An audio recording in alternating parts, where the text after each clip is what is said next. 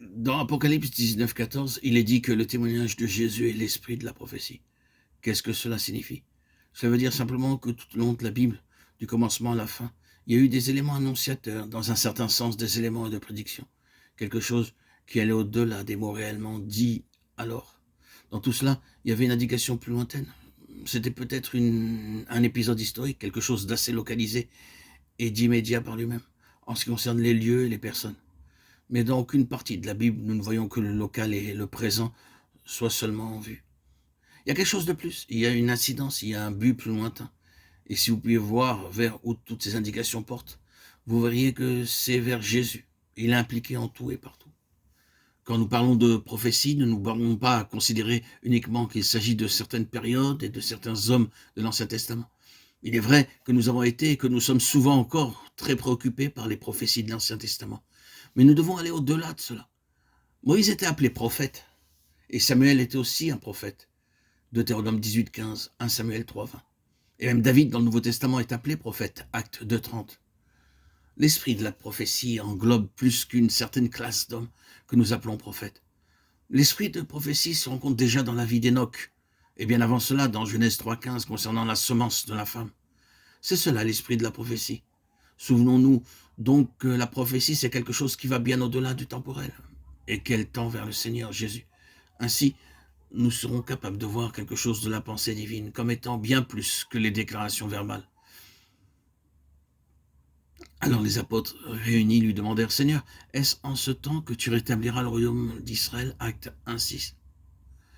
Nous avons fait remarquer dans un chapitre précédent combien les prophètes étaient occupés avec cette question du royaume.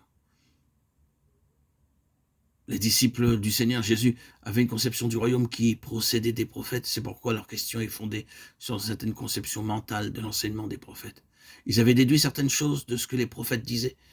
Et ils introduisent cette question même à cette heure tardive. Seigneur, est-ce en ce temps que tu rétabliras le royaume d'Israël?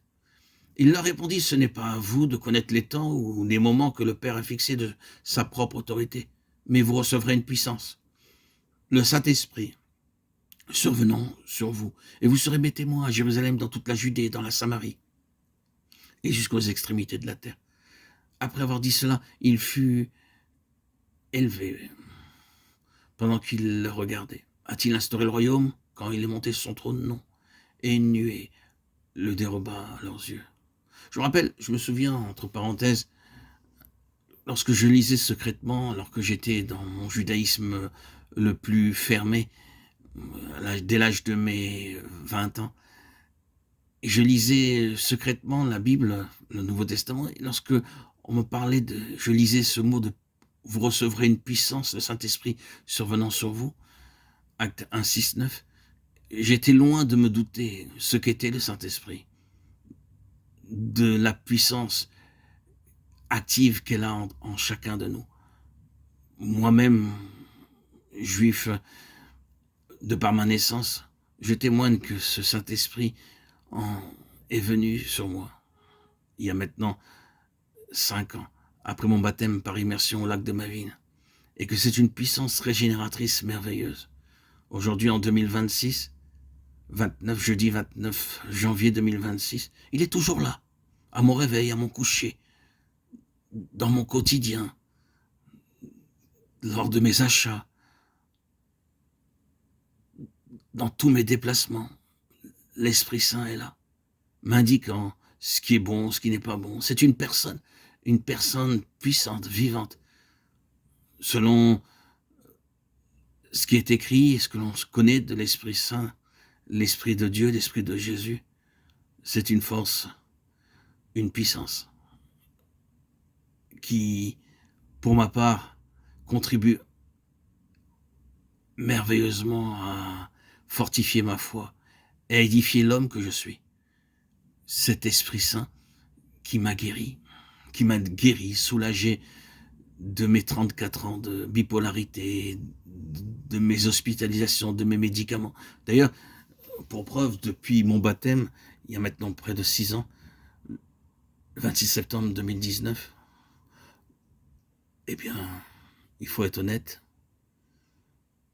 plus de médicaments, plus d'hospitalisation, plus un seul médecin. J'ai plus de médecin traitant d'ailleurs. On m'a reproché à la sécurité sociale de ne pas avoir de médecin traitant. C'est tout, ça s'arrête là, c'est extraordinaire. C'est merveilleux, parce qu'en fait, l'Esprit Saint, c'est pas simplement un compagnon de route, mais c'est Dieu. C'est Dieu, c'est le Rophé Shel Neshama, le docteur de l'âme.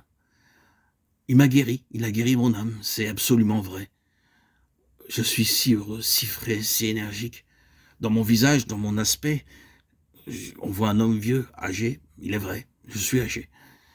Mais quel amusement dans mon intérieur. J'ai l'impression d'avoir 15 ans, 16 ans, d'être un adolescent. Une force. C'est la force de résurrection. Je suis du côté du positif, du côté de la force de résurrection qui m'anime. Et non du côté de la mort.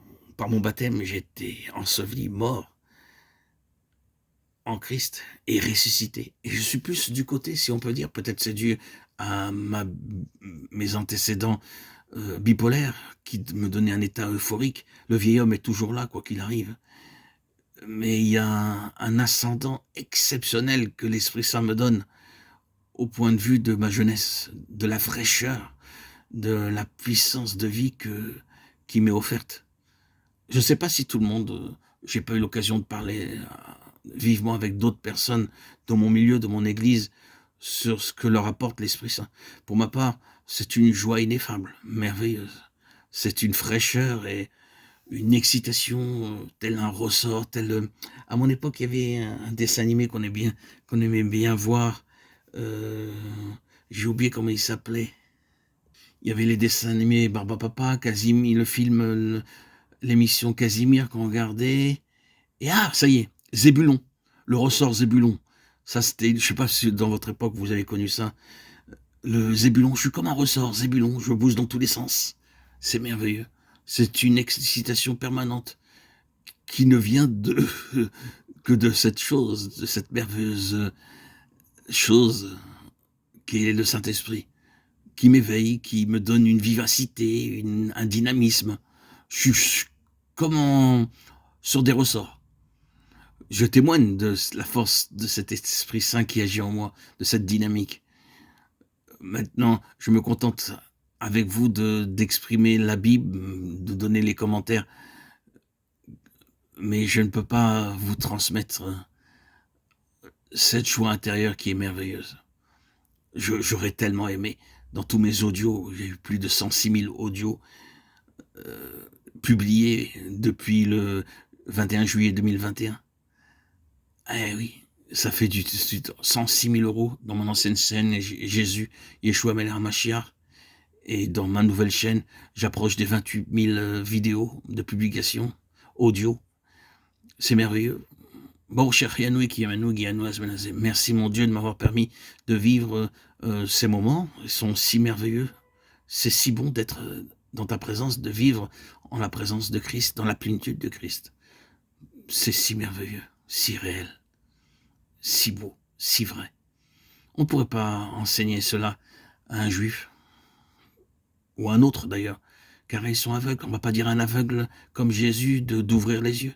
Il faut qu'ils puissent recevoir le Christ dans leur vie, recevoir le baptême, et leurs yeux s'ouvriront. Le Saint-Esprit ouvre les yeux. Il rend l'aveugle voyant, comme l'aveugle-né que nous avons dans les évangiles. C'est merveilleux, c'est une merveille. Je m'arrête là et je continue mes témoignages et mes audios. Bonne journée, bonne soirée.